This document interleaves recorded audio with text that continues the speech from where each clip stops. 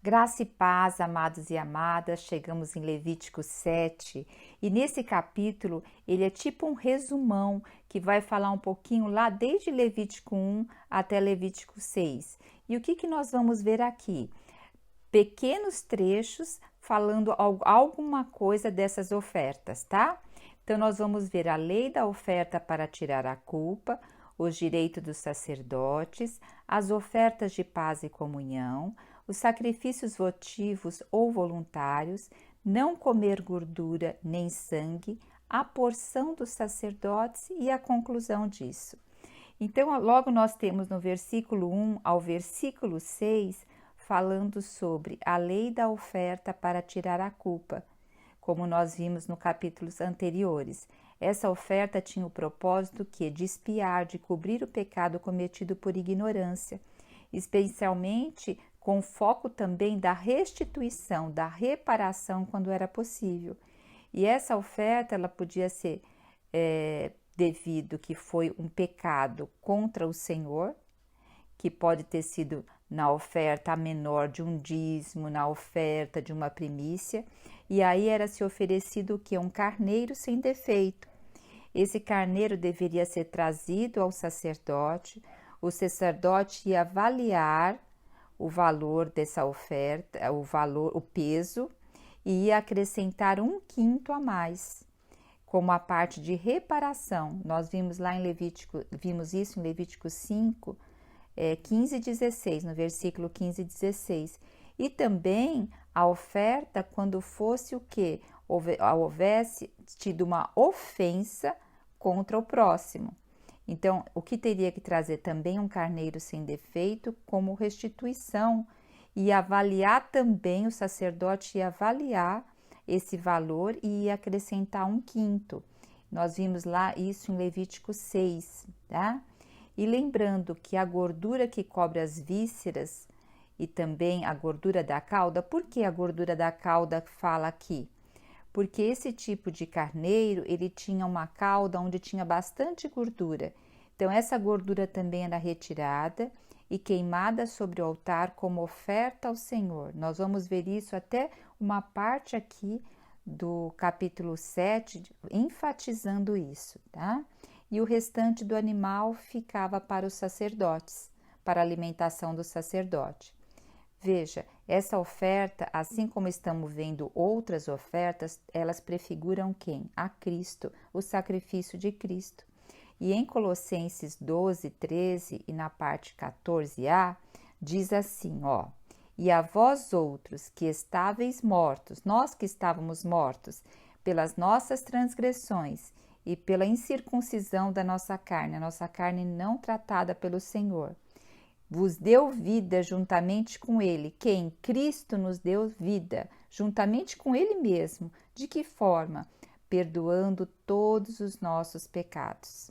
Então, o Senhor é que perdoou todos os nossos pecados, tendo ele, Jesus, cancelado o escrito da dívida que estava sobre nós. Que coisa maravilhosa, né? Na nova aliança, isso fica bem claro para nós.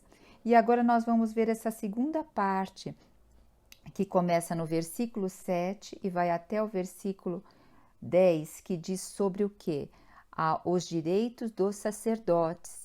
Então, lembrando que toda oferta, a gordura era queimada no altar como oferta ao Senhor, e nesta oferta que nós acabamos de falar, o restante do animal pertencia ao sacerdote, assim como o couro do animal, né?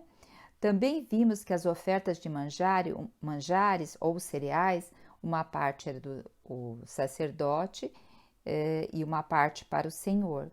E aqui nos afirma mais uma vez que o sustento do sacerdote vem pelas ofertas. Como vimos nos capítulos anteriores, que diz, inclusive em Deuteronômio, a gente já citou anteriormente, em Deuteronômio 25:4 diz assim: Não atarás a boca ao boi quando debulha. E Paulo também cita esses versículos no Novo Testamento. Ele cita em 1 Coríntios 9, de 9 a 10, e ele cita também em 1 Timóteo 5, 17 e 18. E ele acrescenta que o trabalhador é digno do seu salário. Então, uma parte da oferta também de hoje é para a obra do Senhor e a outra parte é para ajudar a manter os irmãos que estão à frente da obra. Que o Senhor nos faça fiéis na oferta, né? E nós temos aqui agora as ofertas de paz e comunhão, que vai do versículo 11 ao versículo 15. Nós vimos isso lá em Levítico 3, essa oferta de gratidão e louvor, como forma de expressar realmente a gratidão por uma bênção recebida, por um livramento. E aí, nessa oferta, a gente vê sempre a gordura sendo queimada sobre o altar, que essa era a parte do Senhor, era a oferta do Senhor. E essa oferta, além do animal que era trazido, também era oferecido pães, que são chamados muitas vezes de bolos, e fala especificamente sobre os ingredientes que deveriam ser usados. E essa parte da oferta, ela é oferecida ao sacerdote e a outra parte era comida pelo ofertante junto com a sua família e amigos. Então, a oferta de paz e comunhão tem isso, a comunhão também, não só com Deus, mas a comunhão junto à família e seus amigos. E ali era comido, tá? Essa oferta de paz, veja só, ela prefigura a paz que o crente, que a paz que o Senhor nos deu por meio de Cristo. Olha, vejamos aqui em Romanos 5:1 diz assim: portanto, sido justificados pela fé, nós fomos justificados pela fé assim que nós cremos no Senhor Jesus, né? Olha o que diz agora: temos paz com Deus, por meio do nosso Senhor Jesus Cristo. E em Colossenses 1:20 nos diz assim: e por intermédio dele, Jesus, né, reconciliou consigo todas as coisas, tanto as que estão na terra quanto as que estão no céu, estabelecendo a paz pelo sangue vertido na cruz. Então hoje quem se ofereceu para ser paz, para abrir um novo e vivo caminho a nós, foi Jesus Cristo. Então por meio dele hoje que nós temos paz. E agora nós vamos ver sobre os sacrifícios votivos ou voluntários. Ele está entre o versículo 16 e o versículo 21.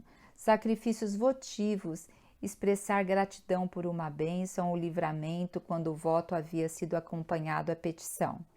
No Antigo Testamento, as pessoas faziam diversos tipos de votos com Deus.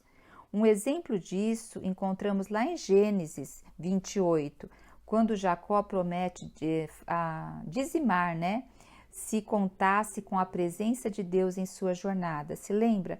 Jacó, quando está fugindo de Esaú, do seu irmão que queria matá-lo, e ele estava indo ali naquele percurso, não sabia como ia ser sua viagem, estava num momento extremamente aflitivo. Jacó faz o que? Um voto para com o Senhor. Porque até então Jacó entendia sobre Deus de Abraão e de Isaac. E aqui Jacó começa a ter experiências particulares com Deus. E ele faz o quê? Ele promete dizimar ao Senhor. E não havia nem essa lei ainda do dízimo, né? Mas aí a gente vê que isso já está no coração do homem, né? Fez também, olha, o versículo 20, Gênesis 28, 20 e 22 diz o seguinte, olha: fez também Jacó um voto, dizendo: se Deus for comigo e me guardar nesta jornada que empreendo, e me der pão para comer e roupa para vestir, de maneira que eu volte em paz para a casa de meu pai, então o Senhor será o meu Deus, e a pedra que erigi por coluna será a casa de Deus. E de tudo quanto me concederes, certamente eu te darei o dízimo. Nós temos aqui uma situação bem especial. Lembra que eu falei? Jacó, ele conhecia o Deus de Abraão e de Isaac. Ele ainda não tinha tido a experiência com o Deus. E ele estava passando por um deserto, por um lugar perigoso. Ele não sabia como ia ser a jornada dele. Era extremamente imprevisível e ele fez esse voto com Deus. Veja que o voto que se faz não é impossível de ser cumprido por Jacó. Ele fala assim, se eu fizer isso, eu vou fazer isso. Então, é algo que é possível cumprir por ele. E foi feito diretamente com quem? Com Deus. Os votos eram feitos com frequência nesse período. E por essa razão encontramos no capítulo 30 de Números, quando nós chegarmos lá na frente, nós vamos ver várias orientações escritas por Moisés com respeito ao cumprimento de votos feitos a Deus. A pessoa deveria pensar muito bem antes de fazer um voto, analisando se conseguiria ou não cumprir. Assim como nós vemos o voto de Jacó, ele cumpriu. Um voto feito a Deus não deveria ser considerado levianamente e, portanto, não deveria ser feito precipitadamente. Nós vemos também um voto de Ana. Ana, ela falou que se o Senhor desse um filho, não passaria navalha sobre a cabeça dele e que também entregaria para o Senhor. E ela cumpriu, então é um voto que se faz com o Senhor e se cumpre. E nós vemos aqui também, em Deuteronômio 23, 21, 22, diz assim, olha, quando fizeres algum voto ao Senhor teu Deus, não tardará em cumpri-lo, porque o Senhor teu Deus certamente o requererá de ti, e em ti haverá pecado. Se você não cumprir, você vai estar em pecado. Porém, abstendo-se de fazer o voto, não haverá pecado em ti. Então, olha a responsabilidade para se fazer um voto. Depois também diz em Eclesiastes 5, 4 e 5, diz assim, ó, quando a Deus fizer algum voto, não tardes em cumpri-lo, novamente, porque não se agrada de tolos. Aquele que faz um voto e não sabe se vai cumprir, ele é um tolo. Cumpre o voto que fazes. Melhor é que não votes do que votes e não cumpras. A palavra do Senhor é bem clara. Agora vamos ver o que o Senhor nos falou sobre isso no Novo Testamento. O que Jesus ensinou? O que é o ideal? Vamos ver. Então, Jesus ensinou que o ideal é não fazermos juramentos ou promessas, que fique bem claro isso para nós. Em Mateus 5,33, a partir do versículo 33, diz assim, também ouviste que foi dito aos antigos, lá no Antigo Testamento, né? Não jurarás falso, mas cumprirá rigorosamente para o Senhor os teus juramentos. Eu, porém, vos digo, Jesus, porém, está dizendo, de modo algum jureis pelo céu, por ser o trono de Deus, nem pela terra, por ser estrada dos seus pés, nem por Jerusalém, por ser cidade do grande rei, nem jureis pela tua cabeça, porque não podes contar um cabelo branco ou preto sequer. Ele ainda orienta que a nossa palavra seja sim, sim e não, não, no versículo 37. Hoje em dia, algumas pessoas tentam usar votos e promessas para fazer barganhar com Deus, né? Esquecendo-se do sentido original do voto. É o que? Consagração e gratidão a Deus. Caso você faça um voto com Deus, não o faça com a intenção de negociar, forçar a Deus a abençoar a você. Lembre-se de que as bênçãos de Deus, inclusive, é a salvação. Ela vem pela graça e não pelos nossos méritos próprios. Em Efésios 2,8 diz assim, porque pela graça sois salvos, mediante a fé, e isto não vem de vós, é dom de Deus, não de obras, para que ninguém se glorie. Tudo o que fazemos em nossa vida cristã deve ter como agradecimento pela salvação que nós recebemos. Ó Senhor Jesus, que fique claro essa parte de voto para nós, né? E voltando aqui no versículo 16, nos diz, né? Sobre o sacrifício votivo que nós estamos falando. Essa oferta também era compartilhada com o ofertante, ela também era comida com o ofertante. E poderia se comer no dia e no outro dia quando sobrasse. Mas no terceiro dia, essa oferta, se sobrasse, ela deveria ser queimada. E nós vemos aqui no versículo 20 e 21 que vai dizer também que aquele que se encontrar em estado de impureza, lembra que nós vimos lá no capítulo 5, quando as pessoas tocavam em impurezas humanas, em fluidos humanos, ou tocavam em animais mortos impuros, que ela se tornava impura. Então, se essa pessoa ela estiver impura e ela comer dessa oferta, que era da comunhão, ela seria banida do meio do povo. Ela não podia mais habitar com o povo. Então, as pessoas, antes de participar dessa oferta de comunhão, elas deveriam se autoconsultar para ver se elas estavam adequadas para fazer parte dessa comunhão, tá? Então, nós vamos ver agora não comer gordura nem sangue. Olha que está no versículo 22 ao 27. Olha que interessante. O Senhor cita, a palavra cita em todas as ofertas sobre isso.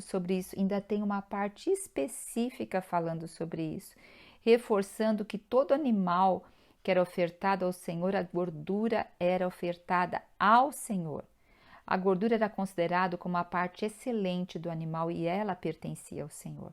Assim como o sangue também nessa parte fala, tanto de aves como de animais. Porque o sangue é vida e toda a vida pertence ao Senhor. E todo aquele que não seguisse essa ordenança, o que deveria? Ser banido do meio do povo. O Senhor é bem claro quanto à sua palavra, né?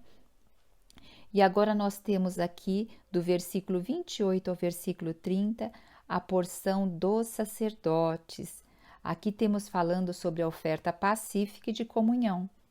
E o que destaca aqui nesses versículos é que o sacerdote, ele tinha que trazer lá com as suas mãos a gordura do peito, junto com o peito do animal, e mover essa oferta, mexer essa oferta, que também é chamada de oferta movida.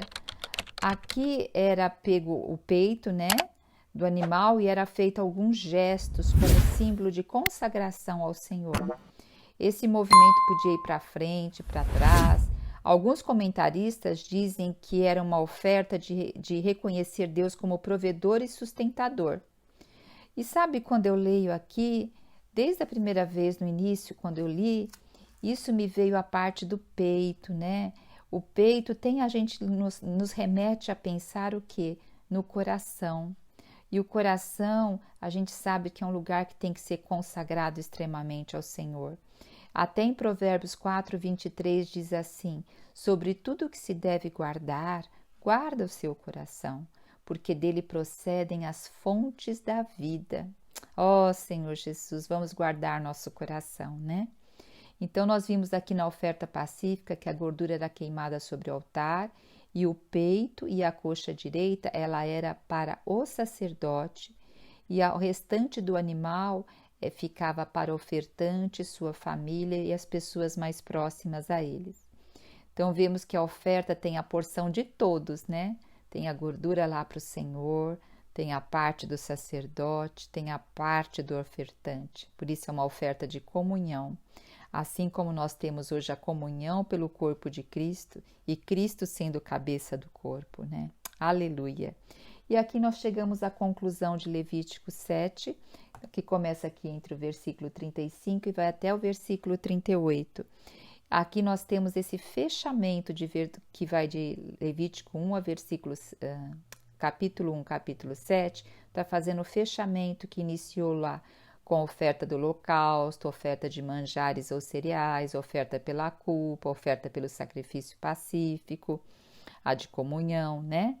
Então, nós vemos aqui também no versículo 36 e 38 que o Senhor ordenou aos filhos de Israel e a ele entregou estas leis. Então, isso aqui é uma ordenança do Senhor da antiga aliança que entregou aos filhos de Israel por meio de Moisés quando ele estava lá no Monte Sinai, no deserto. Ó Senhor Jesus, vemos no livro de Levítico que essa parte que nós lemos revela a parte externa, né, do culto a Deus, de como tinha que ser todas as coisas feitas. E na nova aliança, nos revela tudo que primeiro está no nosso coração e depois vem para os nossos atos e para o nosso comportamento. Então hoje o Senhor, Ele quer trabalhar nas intenções do nosso coração, para que depois se manifestem em nossos atos.